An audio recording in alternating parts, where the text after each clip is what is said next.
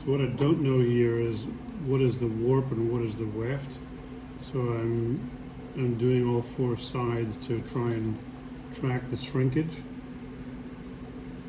So I'm going to put an adhesive bonding strip on the first side of the Ziptrak, a double leg keter, and then take another piece of adhesive bonding strip, because God knows I can't figure out how to bond to this polypropylene material. And use a downtime here. I'm just trying to peel back the carrier tape. Jesus, come on. Must be like watching paint dry. And then that's a weird thing. That happens if I take too long to apply the tape. So normally what I do is I just cancel that. Then I get a bar cooling process going on, and then I have to wait for that to finish before I can put this additional piece of tape on there. So it seems somewhere in the programming, Garth, you have a time limit set on how quickly you can load the fabric into the kedar. This is on the Ziptrak program. So if I can't cancel it there. So at that point, I'm bringing it back up to the start point.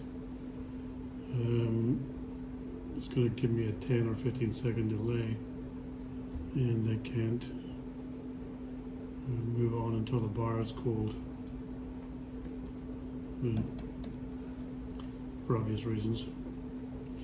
But this whole process of putting adhesive on the Ziptrak on the back side, and then bringing the polypropylene in and then putting it on top of this adhesive, and then getting ready to put another piece of adhesive on top of that. You can imagine that's going to be a bitch on a wide width piece of material, but it seems to indicate that there is some adhesives in combination with PVC that might solve the problem of making a keter attached to polypropylene material. Currently, these guys at Advanced Hurricane Technologies don't use a double-sided keter.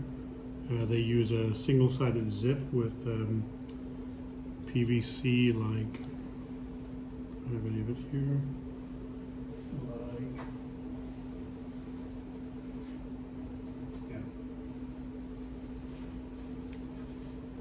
like this. But whatever this adhesive is, I haven't tried putting the bonding strip on top of this to further increase the bond, but I'll be doing that as part of the process this afternoon. Okay. Okay, now another 10, 15, 20 seconds to, so we're in the load fabric into kedar stage, and this is where I got trapped before because I took too long in the setup, and somehow in your machine programming I get, there's a step that caused that, I don't know what the bloody hell you would call it. I don't know. That's me canceling the process because I didn't put the other layer down. And of course I have to run through the whole welding process again to make this work. So if I hit start, back to that process where the keter is in the right position, further in there. As the elements start to heat up, it's a little more difficult to move the bonding strip. That's pretty close.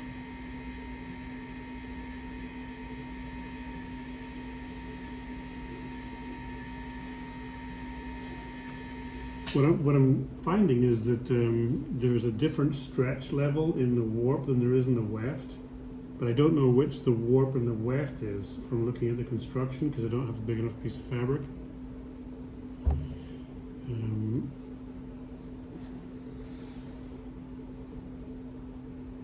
So I'm trying it on both sides. You can see that with 10 seconds in this direction, you get very little shrinkage, but it's a rock solid connection. But remember, these guys at Advanced Hurricane Technologies, they're not using a keter right now. They're just using stuff like this, and they're semi-bonding that to the edge of the polypropylene, and that's enough of a bond for them to sew. But it's certainly not enough of a bond to withstand the hurricane tests. But this really is.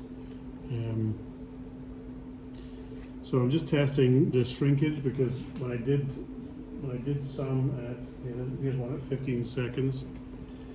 15 seconds, you can see it's rippling, and this stuff is shiny enough that if this was on a real window covering, on a real Ziptrak exterior, it wouldn't be acceptable to me, but maybe they're happy to put up with that on the basis that it's such a lower cost material than the Omegatex from Twitchell, which is a Kevlar or, okay, let's see if we're ready to go. There we go. 15 seconds, now that we've got that in position. Sorry for the long time between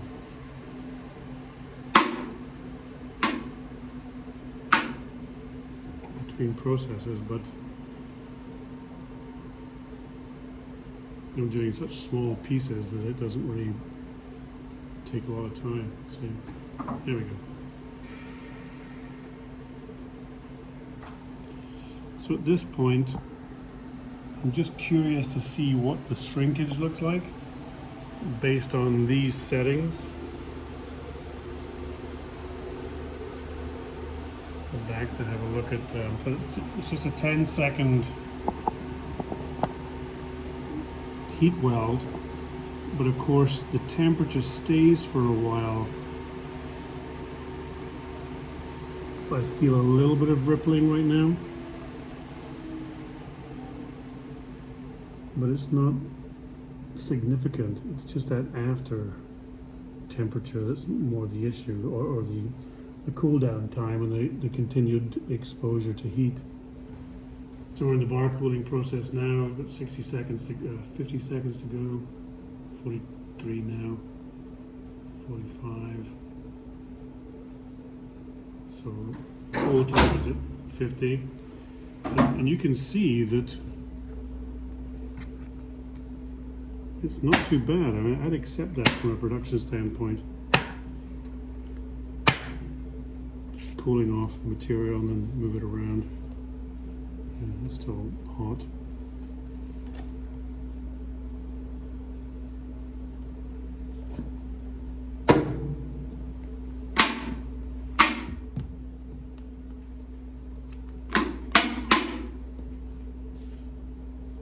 Yeah, look at that. Look how cool that finishes. And I can't make a case for, there is no chance I can delaminate this. But remember, what I'm doing here is I'm taking the Ziptrak, which is a PVC laminated polyester film, and I'm adding adhesive to it on both sides.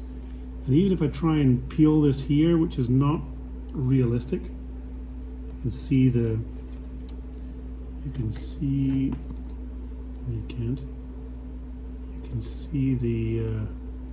adhesive. It's just not coming off, but the shear strength is what's important, and this sucker, man, is it's on. So that's kind of good news. I'll do the other side. I have two sides that are nice and flat, and even though I tried it in the opposite direction than this one, this also didn't have any significant shrinkage at 10 seconds. Right, 10 seconds. So I'll do both sides, and we'll go from there. Talk to you soon. Bye.